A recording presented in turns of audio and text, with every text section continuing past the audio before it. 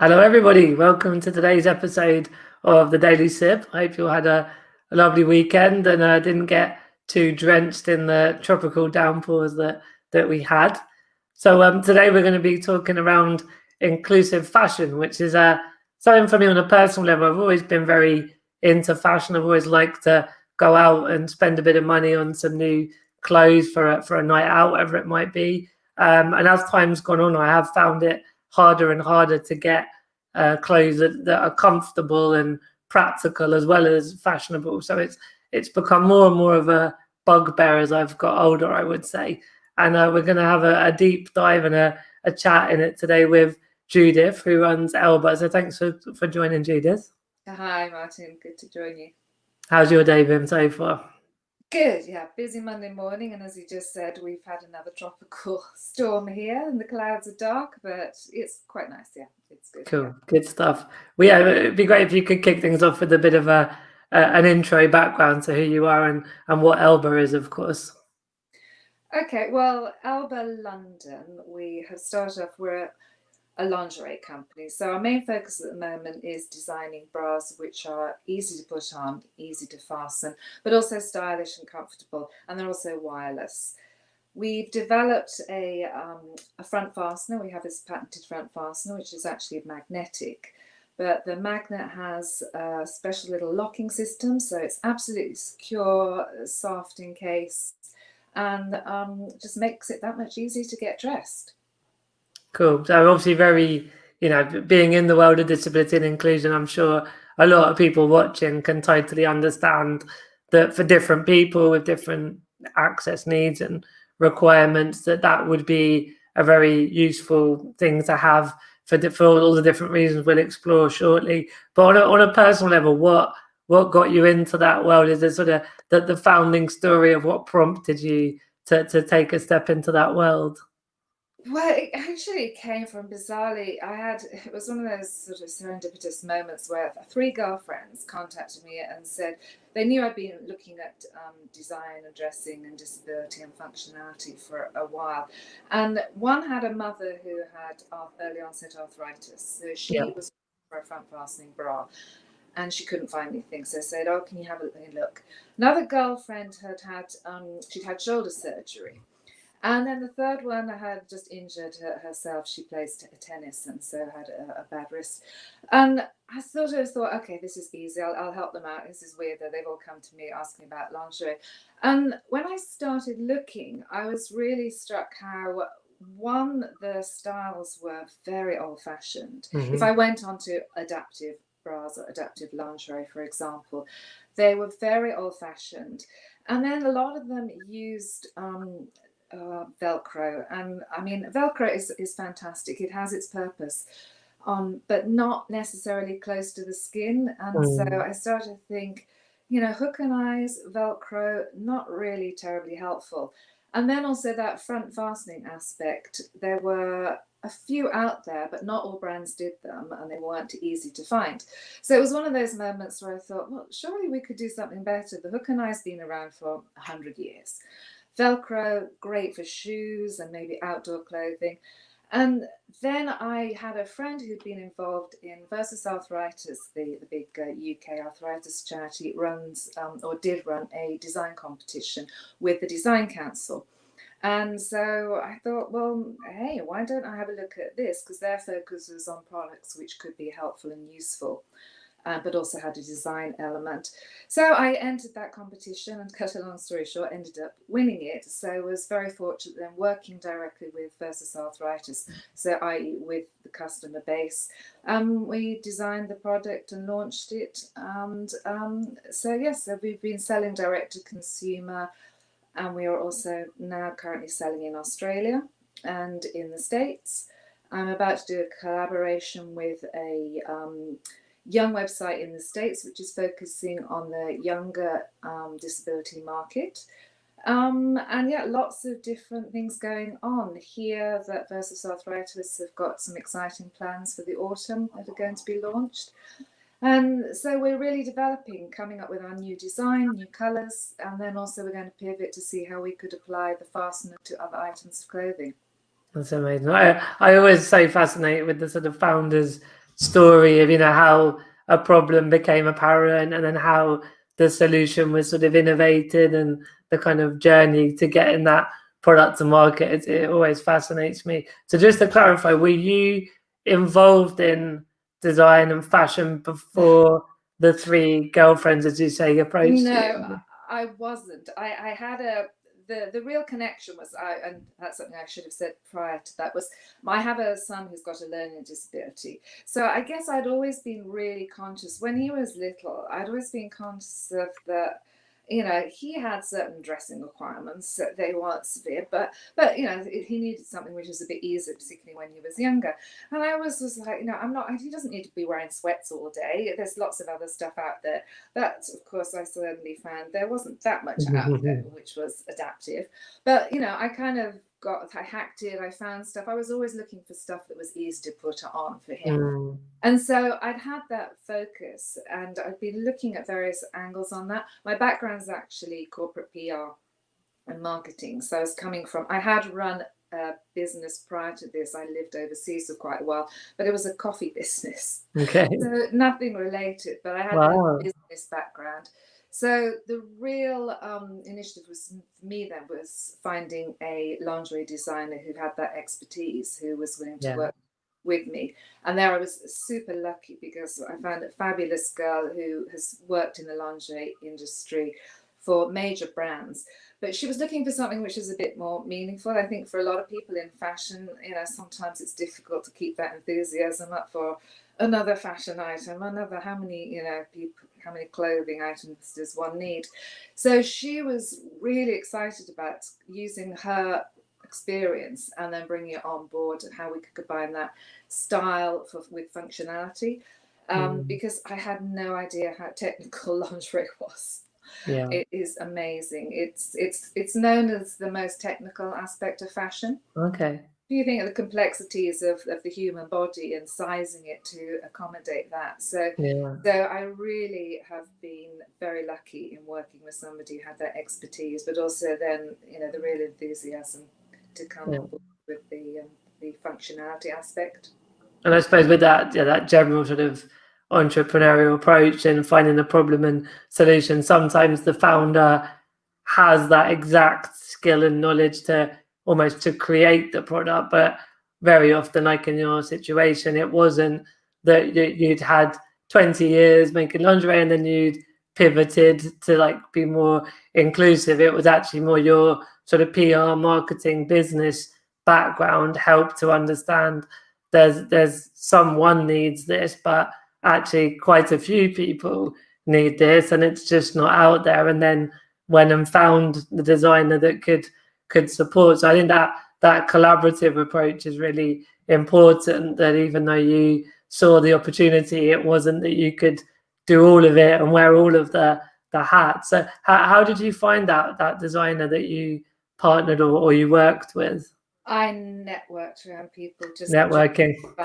I mean, how do you go from never worked in fashion, let alone so specific? So you just start networking, and one person introduces you, and the whole thing has been, has evolved like that. Because I guess where I come from always is, what I like is there's a problem to be solved, and here I immediately saw. Okay, I was already aware there was a problem to be solved, you could have said, by having my son. But then this very specific problem, because I was able to grasp pretty quickly. But then, coming up with the solution is another thing altogether. Yeah, exactly. That's where the hard work begins, Yeah. And was there quite a lot of iterations as sort of, how long did it take till you felt it was ready to sell as a product on the market? Oh yeah, as I said, the other thing with lingerie, lingerie anyway, if you're going to do it properly, involves a tremendous amount of fitting. So you have to, you have a pattern that you grade, you fit, it has to be refitted, slightly tweaked. Even a centimetre here, centimetre there can change. So the iterations are going back and forward. Obviously for me, the main thing was then, the fastener, working on that to make sure that was absolutely secure. Because the real USP is needs to be secure. That does up, but then combining those other elements, as I said, the comfort, the fit, the style, all those elements. Sure. So how long do you think roughly that took you then from beginning to end? From beginning to, well, I was working through, because I was part of this whole design program with the Design Council. So we worked through that from start to finish. That was about 6 months. So, Okay. and then once as I was fortunate enough to win that and get the support and backing of Versus Arthritis, and then bringing it to market took another several months after that. And then, it's been a tweaking process, because in the absolute key is keeping the open communication with the customer. So Yeah. understanding how it works for them and then tweaking it. So each manufacturing time we're slightly working on that and making sure it is optimum for the customer. And also, we're sort of pivoting. I said that my main focus in the beginning was very much on that dexterity issue, and even myself as a brand, I'm sort of pivoting. I'm finding it's so much more inclusive than that.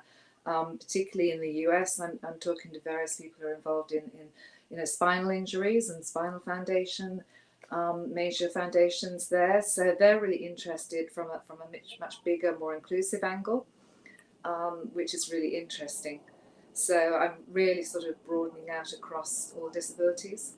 Yeah, I was definitely going to home in there on the sort of the way that you always need that feedback from the community, from the customer, and I think you and I, we both have that connection to disability and also that background of sort of marketing and business. It on both fronts, it makes sense, doesn't it? That you should always ask your customer what they want for it to be better. So when you were doing the with the design council, that project you were talking about, that program you're talking about, was there a lot of sort of, were you able to speak with the people with arthritis quite regularly that were able to give that feedback?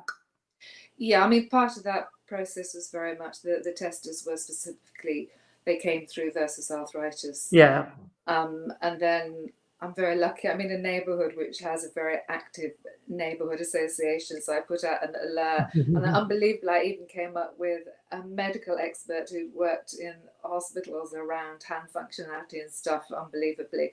So, so from both the functionality of the specialist medical, or those orthopedic or hand specialists, physios, and then also for women that had arthritis were very much part of that process. Okay, cool. And so when was this roughly in terms of when did you do the program, and when did you first launch to the public? Well, we launched last year. Initially, soft launch was September 2019. Mm-hmm. So it was, and that was summer previous to that I got the award. So we've launched, as I say, the direct to customer has been the idea. Yeah. And then, trying to grow it organically. And it seems to be now very much word of mouth. I mean, the power of social media, for sure. That, the contacts in Australia and the States have approached through Instagram, I have to say. Well, I think I reached out to you when I saw it pop up on my Instagram, the Elba London, and I think that was partly where we'd connected, was because obviously I'm in the influencer world now, and I'm always looking out for different brands and different influencers, and I think fashion has been the vertical where it matters most. The products are beautiful and practical, and yet it's almost certainly not led the charge, shall we say, on balancing those two important components. And so I think testament to your brand as well. It was really striking when it popped up on my Instagram that it was clear what you're offering, and it was just very much leading the way around inclusive fashion, which is really amazing to see. We're trying, yeah. I mean, it really, as you said, I mean, the whole world is so image-led, for good or bad. But unfortunately, that is where we're at, and I think it is so important. And the option needs to be there. I mean, that's where I come from. That it's just crazy that the choice, the option needs to be available to everybody. Although one of my other sort of passions is that it doesn't always necessarily have to have been designed exclusively for disability. I think there's a huge market out there for somebody to go and curate there are lots of products out there, but you've got to have you've got to be thinking outside the box, and you've got to be going into a shop or into a website or whatever and thinking, oh, this could actually work. Okay, let's see, it's got slightly larger neckline here or slightly larger. And so it doesn't always have to be designed for, but you need somebody really to go out and curate. It's one of my dreams to sort of curate a site which just pulls together lots of beautiful items which have been designed specifically for the inclusive world, but also just happen to really work. Yeah, in a way, that's where we can draw the distinction of the product and the marketing, because actually the product can be not just whether it's about disability, but just in general, it can be for different demographics, different kind of use cases. But then obviously with the marketing, if I see someone in a wheelchair, similar sort of, values or lifestyle to me, saying that they found a solution to a problem, that's going to really, really, really resonate with me. So I think that you can have inclusive products, you can have inclusive marketing, absolutely. But I think now, because of social media, marketing is able to have the people from a community share, like you say, it's word of mouth, basically. It's around engagement and connection, isn't it? It is, and I think it's also, going back to that whole customer communication and understanding what do people with various disabilities, because obviously it's a huge category, what do they actually want? What would make a difference? Their item of clothing. I mean, there are quite a lot of, jeans seems to be one which is quite well developed now. There are quite a lot of different brands who are catering to that. At last, yeah. And actually, I was just reading something which was arguing, or it was interesting, because I guess now we've all got lockdown and everybody talks about we're all wearing more leisure wear. But it was actually an interesting article which had been focused in Vogue Business, the US online site, and they're saying that for the adaptive market, actually, nobody's thinking about, you want something smarter. I mean, there are a few. There's Izzy Adaptive, which is a Canadian brand, which does. But so there's plenty of casual wear, leisure wear for, not plenty, but a lot. Yeah, better. If you want something smart or beautiful, a little bit more, designer led as opposed to disability, what do you, there aren't the designers looking at that angle. And interestingly, the other thing which was kind of mind-blowing, they were suggesting that by 2026, the adaptive fashion market in the US would be worth $400 billion. Wow. Which is pretty mind-boggling. I was thinking, I need to cross-reference that, because that's enormous. But, they're going by this, because the size of the US market and the population, so, and the aging population as well. Yeah. So, it's a pretty interesting market to get into. And they were also arguing that if you're first in now, that it's such an interesting market to get into.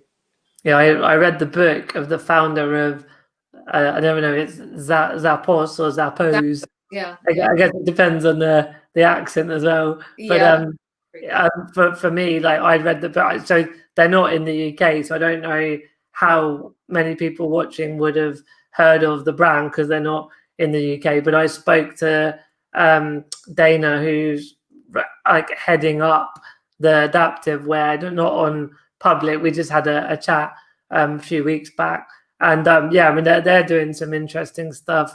And exactly as you've just said, it's because there is this market that's just not been seen or embraced and moved in towards. So they are trying to work with all of the suppliers of the products on their website, where there are some shoes or some clothes that they've not, as you said, they've not even been adapted for disabled people, but the feature, like a Velcro shoe or something, is actually very helpful for many people with a disability. But they're embracing that as a whole venture. It's a whole separate brand. And I think you actually mentioned it to me when we spoke on the phone a few weeks back. Yeah, they're one of the biggest in the US. I mean, there's Zappos, as you say. I never should know how to say it. However we say it. However we say it, Zappos. And they're one of the leaders in the States. There's another one called Patty and Ricky who are doing similar, i.e. they're taking a lot of different lifestyle products, accessories. Yeah, and then in Australia, there's Every Human, which has just started there, which again are taking that idea of curating. But the great thing is that when you open up their sites, they look like any other site. You're not thinking immediately. Your first thought is, oh, adaptive. It's like, oh, that doesn't look right.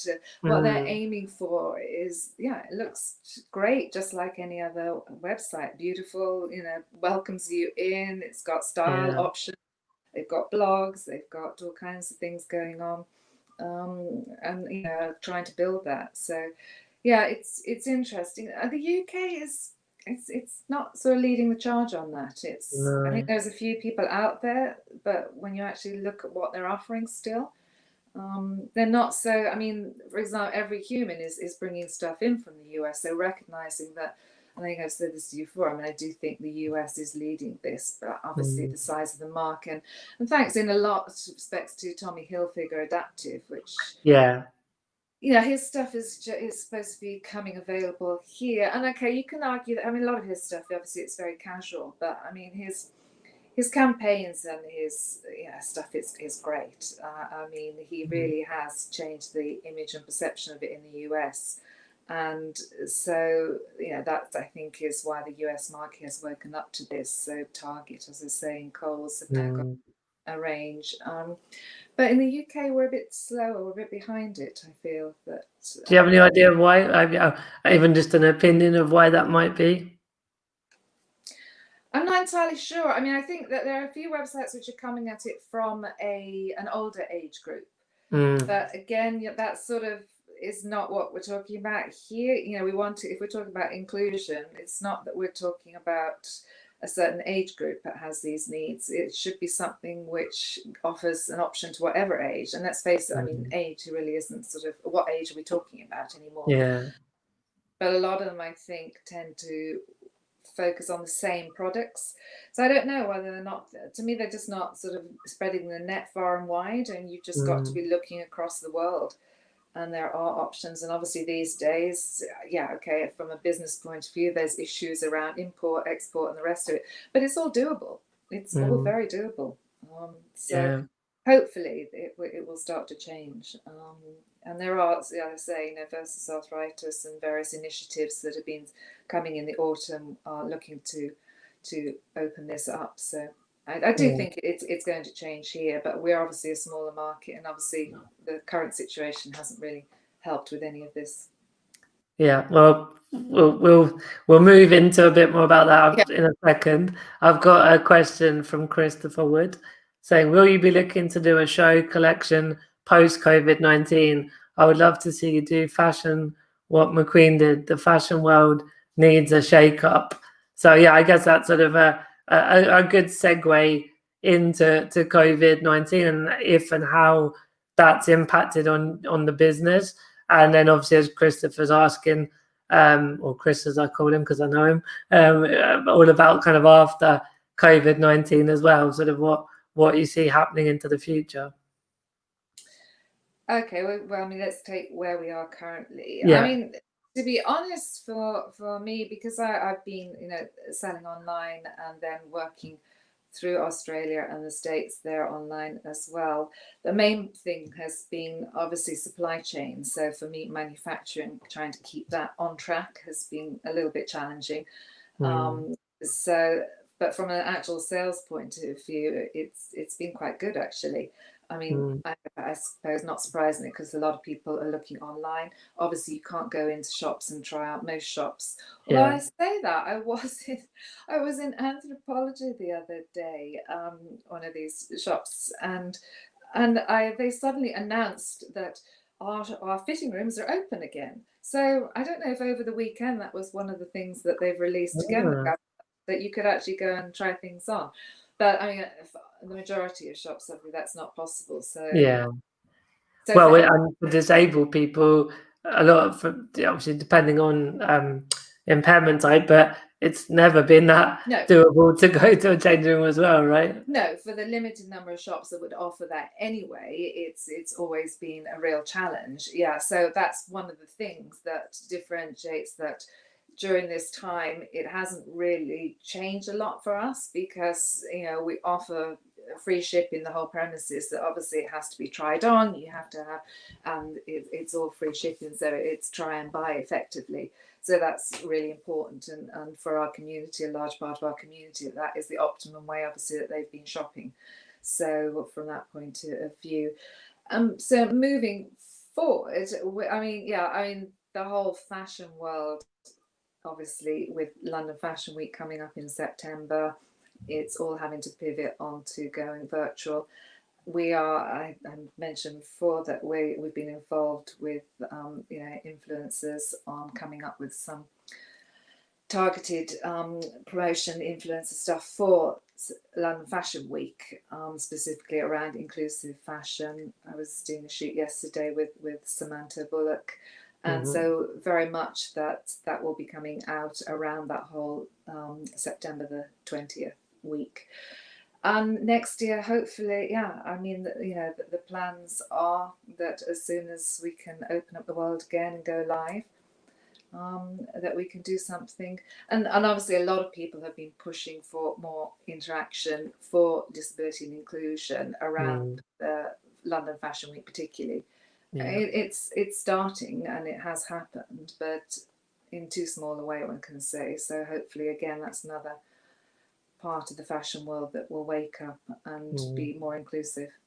I mean, in a way, particularly I've had the privilege really to speak to so many people in different parts of the world and the economy, and that sort of overarching view of the inclusion picture. And you see there's actually quite commonalities that, whether it's access to sport or concerts or fashion or workplace and on and on and on, there is this sort of, it feels there's a buzz around it. It feels like the media covers disability more than it ever did, or maybe not as much as in the Paralympics in 2012, but it's certainly more, we as disabled people are more prevalent, I think, in media than in the past, which helps. But yeah, it's sort of that certain different things all need to come together for it to happen. But I mean, for you in fashion, where would you like to see maybe leadership coming from, or is it that all parts need to come together at the same time? Yeah, I mean, there's no one. I mean, obviously, design bigger names can, but it's sort of. I mean, people will say, okay, ASOS had a couple of items which were named as adaptive, but it's more than sometimes it feels like, and a lot of articles have addressed this, it feels like a tick the box exercise. It's like where you'll get a fashion magazine doing an article and that pops up every once a year or whatever. It's how do you delve beneath that? How do you make meaningful change? Yes, the tick quite tokenistic.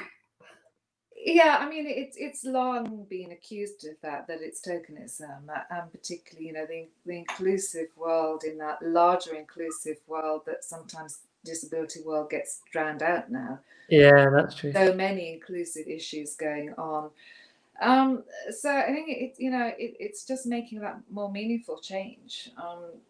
And to me, it's like the day when you are able to go into whatever the high street means anymore, and as you say, that that it's joining the dots. So whether it's fashion, accessibility, whether it's architecturally, being able to get into places, fitting rooms, there's so much joining the dots that needs to go on here. Yeah. But I like to think that, one day you'd be able to go, whether it's going online or going to the high street. And just as you've got, a department for kids, you've got a department for plus size, maternity, you'll have a department which is basically for inclusive everything. And there you'll have, lots of for reviews and people with expertise, and all these items are actually rather nice to look at, as well as having the functionality. So that's where I think it has to go, that it's normalized. I don't know why, it's just a normal part of the population. Yeah. I mean, one of the most popular live streams I've done that we turned into a podcast, I did the Exceptional Leaders podcast with Mei Ling, who's over in the States. It's quite a nice sort of over the pond. We've never been in the same room together, but we co-present a podcast together.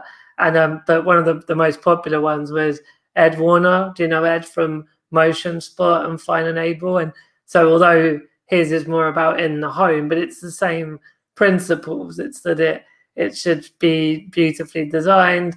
Of course, it has to be practically functional, but also like the other part of it is affordable, because we see a lot where, you know, whether it's brands, inverted commas, like suggesting bigger brands, but regardless of the size, like companies that do adapted things, they just end up charging crazy margins just because it's associated with adapted. And I think that's obviously some of that well, is, it's to do, and then this is where you need, this is where you need bigger brands involved, because it's to do with volumes and numbers. yeah, So, you know, it's not that it's adaptive per se. The problem is that you're talking about smaller volumes. So it, you know, as it comes down to a numbers game, unless you're producing larger volumes, then the pricing's adjusted accordingly. yeah, I mean, another thing is, if you're truly looking at investing in design, there's an upfront cost in that as well. yeah. So it's a sort of chicken and an egg, that you've got to give that upfront investment. And if you're starting small, unfortunately, the reality is that it's going to cost a little bit more. And that's all we need to get, as I say, it's opening up that market, delving beneath just the tokenism, that so you can get some of these big players involved. Looking at the number, I mean, if you look at the sheer numbers of populations, whether it's within Europe or the States, of the percentages of people with disabilities, and granted the market is huge in that range of disabilities, but as you said, there are commonalities across all this. There are certain functionalities which actually not only just benefit people with disabilities, but can actually benefit the wider population. So my mantra has always been, if you're going to design a product, it should be a product that anybody would want to buy. Not just, I mean, it's just the absurdity that, oh, well, you have a disability, so you're not interested in something that's stylish or in looking good, which, it's sometimes I do meet that challenge still. People look a bit confused when I talk about style and disability, as if, oh, but I thought, they'd have other issues, priorities. It's very strange. But, until you cut through that and can get some of that, and then you get numbers involved, that to make something truly available at equal costing, that's the only way to go. Yeah, I was actually really, as soon as I'd said the point about the price, like I definitely know there's a perception from disabled customers that all products that are more just for disabled people are hiked up, whereas, as you say, actually it's to do with, you don't get the economies of scale that you get with a larger business. So I think that's what's also great about these conversations, is you actually can educate disabled consumers on, like, maybe once or twice people just take the mickey, right? Like that goes on sometimes as well, but mostly the higher prices is exactly as you just described. But what's actually really interesting is when we talk about sort of brands and in a way, like if you look at a restaurant or fashion designer brands, very, very particularly, there is a higher price for the high-end luxury brands. And so it's also, if the price is higher on that basis, that's also inclusion, isn't it? Yeah, and that's, it's a little bit saying that you've got to accept that. I mean, the thing I would go back to as well, that in all honesty, if people who are designing, everybody I've met, and I think if you look across the internet and research this, most of the people that get into adaptive design, their backstory is because they've had a personal involvement with it. Yeah. Which means that they're not looking to rip it off. With the best will in the world, they would love to be able to bring these products to market a lot more cheaply. But the reality is, you say, the economies of scale, it all has to be worked through. Yeah. So, but I do genuinely think that the vast majority of people who are involved in adaptive design, whether it be fashion or, home furniture, whatever, have got some personal connection to it. So they're not looking to, money is not the driver here. But yeah, it's something that you start small and grow from there. But unfortunately, the price, and particularly, and again, you're absolutely right. I mean, if and the rights and wrongs, we can argue about that pricing of what's luxury and what's mid-priced, and objective, really, isn't it? the mantra also, you pay for what you get. I mean, it's unfortunately there is that angle to it as well. So if you're using premium products, or premium components, fabrics or design, then that element has to be costed in as well.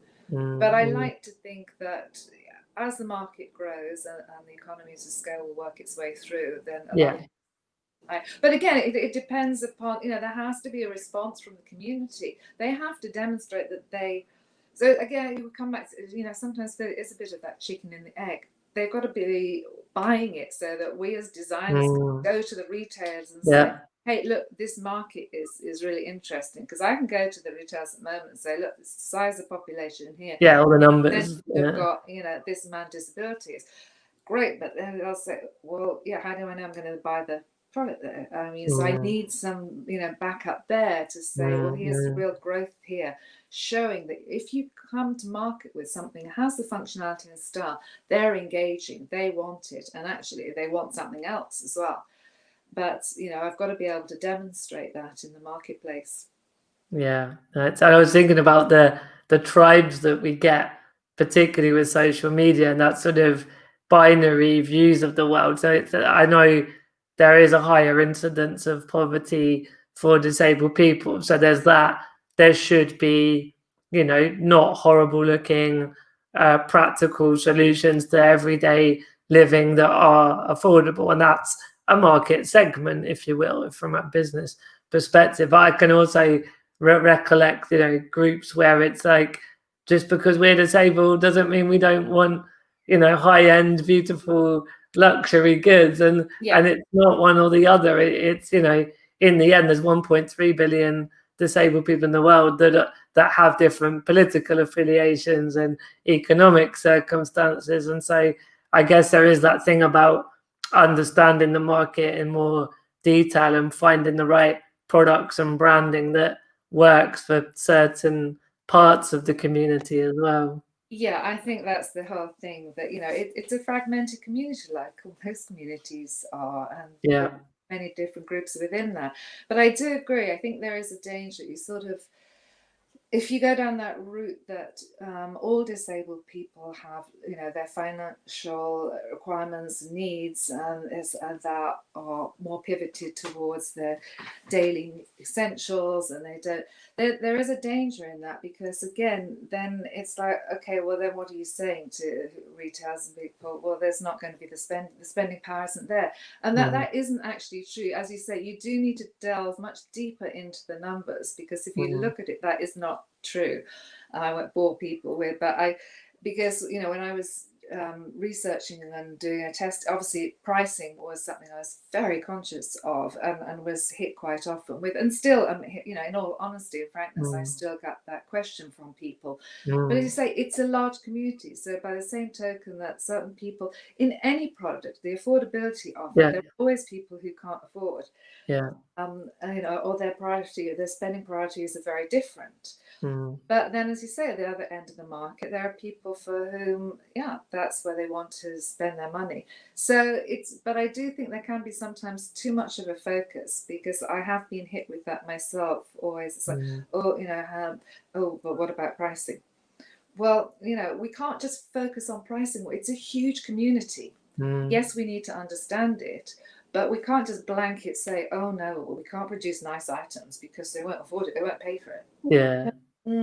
Kind of shooting ourselves. We're never going to. I just feel that's just such an unhelpful road to go down, because it's just not true.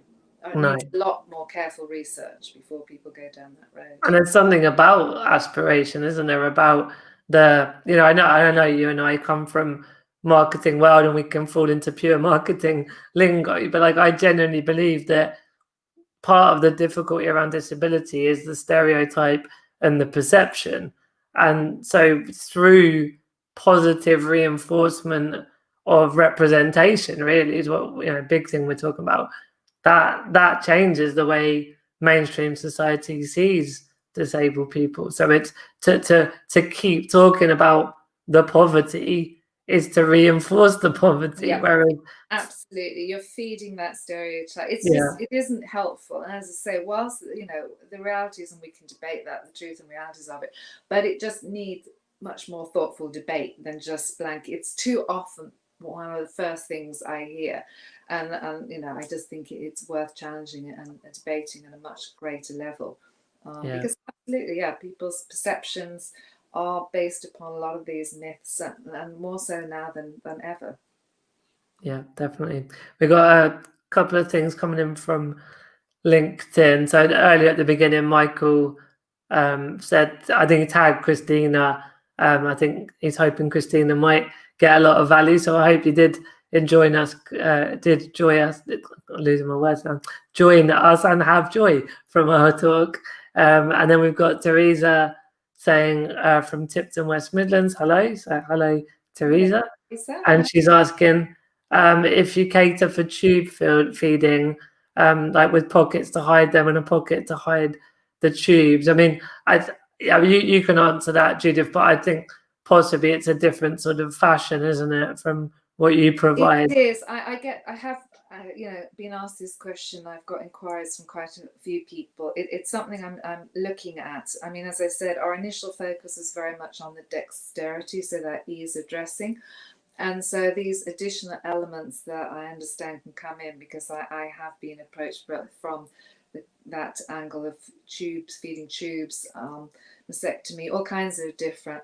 And we sort of started with one product, and we're seeing now how we can develop that and additional features so that makes sense to add in. So currently we're not doing the pockets and the feeding access, but feeding tube access.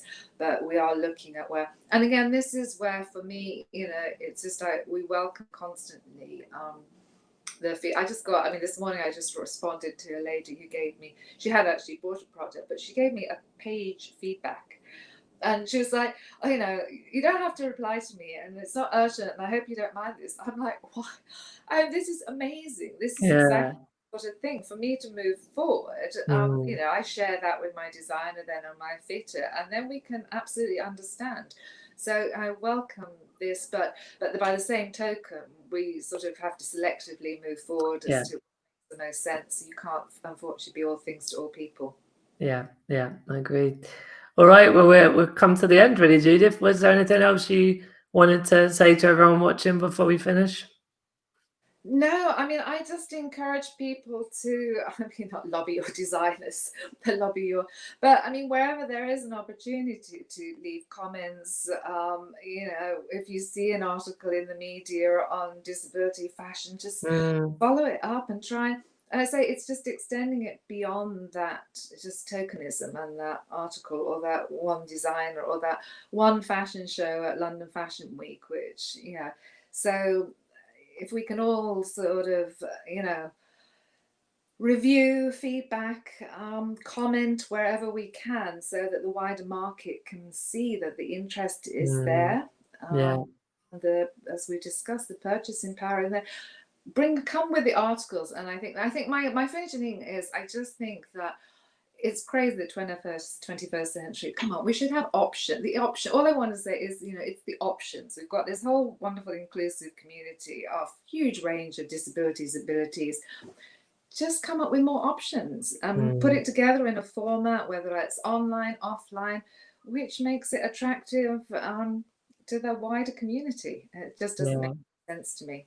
So there's a lot of hope and a lot of opportunity, but I can see that because of how it was, it's sort of disabled people, we've gone, oh, that's not out there for me. So you just kind of gave up in the past, and then the industry is saying, oh, there's no demand because no one's coming forward. And so I think you're, and others like Samantha and other people in that world, are igniting a bit of a flame as to wake people up and say it is possible, but you need to ask for it and to make more noise to the community side, and then helping the industry side with how that actually can work and how that might look. And it's, as you say, it's a bit of a chicken and egg, but if you keep both sides moving in the right direction, the dots will join.